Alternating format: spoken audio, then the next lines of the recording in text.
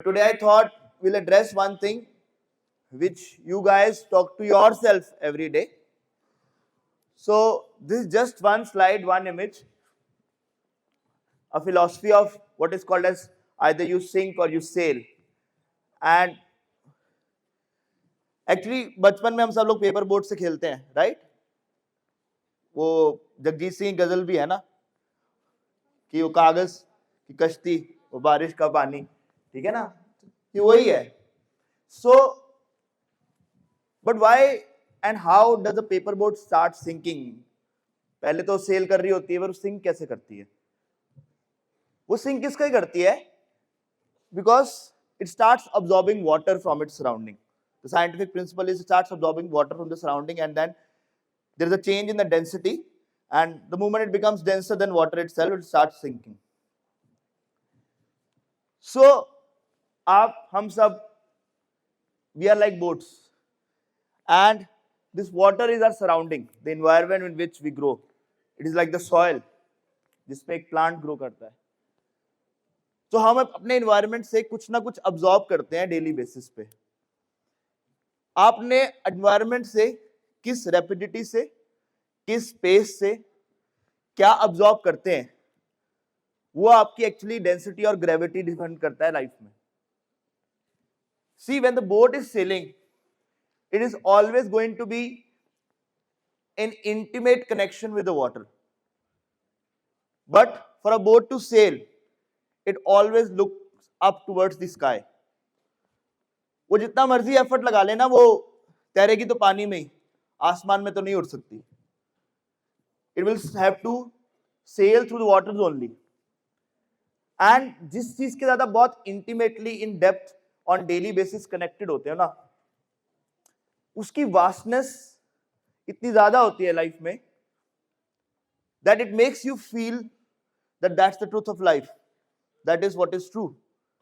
So now you have two options: you look towards the sky as a boat, or you are intimately connected to your environment, which is your immediate surrounding, which is the water.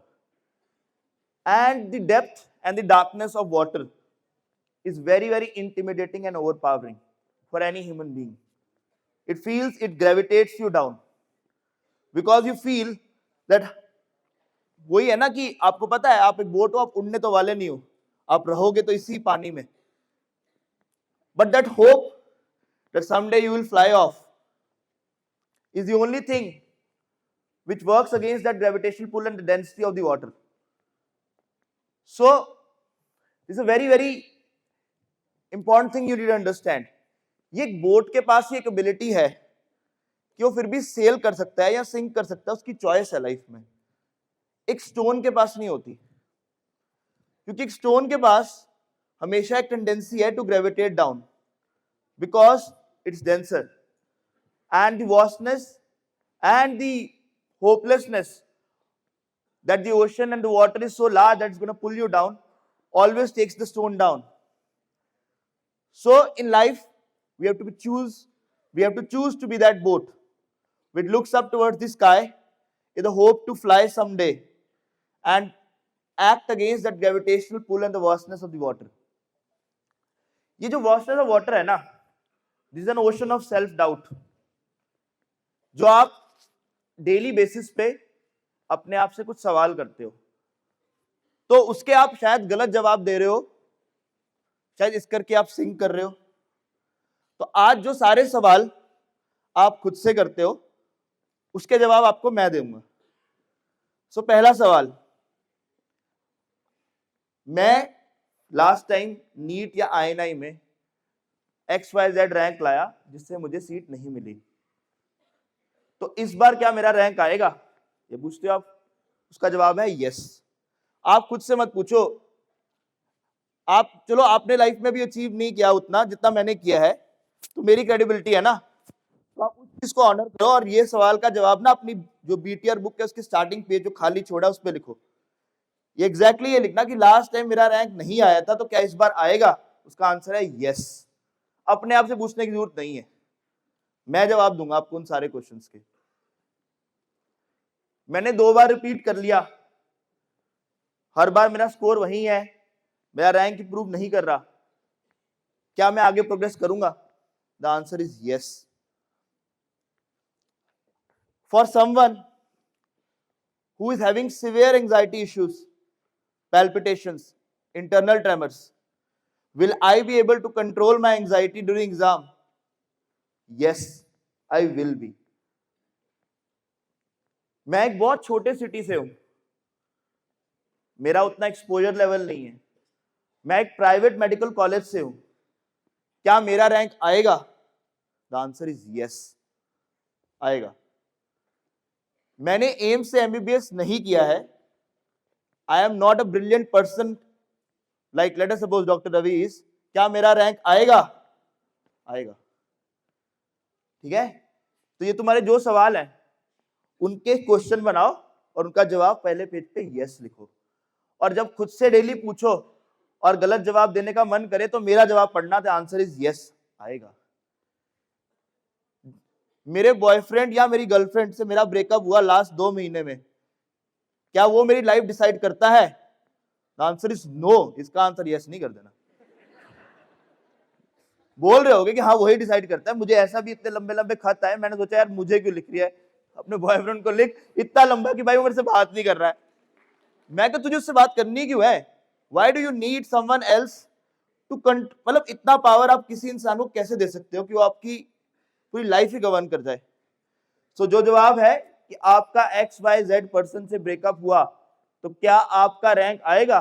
भाई बिल्कुल आना चाहिए, तभी तो उसको regret होगा. है और कैसे रिग्रेट होगा? ठीक है ना. एक स्टेज ऐसा आना चाहिए, सामने वाले बंदे को रिग्रेट होना चाहिए कि इसमें उसको लगना चाहिए ना भाई, और आपको बोलना चाहिए इसमें तेरा घाटा मेरा कुछ नहीं जाता. ठीक है ना. सो ये चीज कि I have multiple family problems. There may might be people who have difficult families, some things which you don't control. So the boat doesn't control the water. See, this ocean is so vast. आप एक boat हो, आप नीचे झुककर देखोगे उसके अंदर, उसकी गहराई में, तो खो जाओगे कि इतनी कॉम्प्लिकेशन है, इतनी डिफिकल्टीज है. मेरी पर्सनल लाइफ में इतनी प्रॉब्लम्स है, मेरी फैमिली लाइफ में इतनी प्रॉब्लम्स है, मेरे पेरेंट्स को ये प्रॉब्लम है, उनको ये हेल्थ इशू है, मेरे घर पे है, मुझे खुद ये इशू है. ये सब उस ओशन की तरह है, बट इसका एक ही तरीका है, नीचे नहीं देखना. नहीं तो आपके और उस स्टोन में क्या फर्क है? आपकी इकलौती उम्मीद वो आसमान ही है, उसको ही देखना है.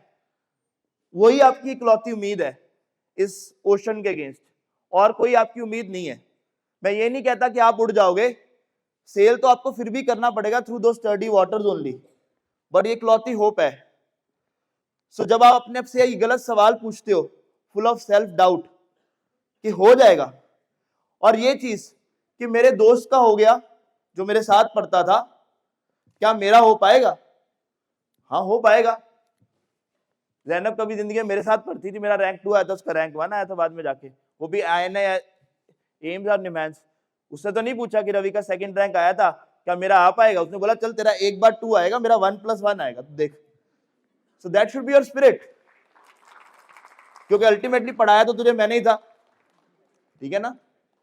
सो आपको ये जितने भी सेल्फ डाउट है ना, उसके सवालों के जवाब एक बार लिख लो अपने फर्स्ट पेज ऑफ BTR पे, और जब दिन में आए रादर इस ओशन की गहराई में जाके ख्यालों में डूबने जाते, उस सवाल पेज को खोलो और उसको पढ़ लो. ठीक है. और इससे ज्यादा सोचने की जरूरत नहीं है. ये ओशन हम सब ऐसे ही किसी ओशन में ट्रेवल कर रहे हैं.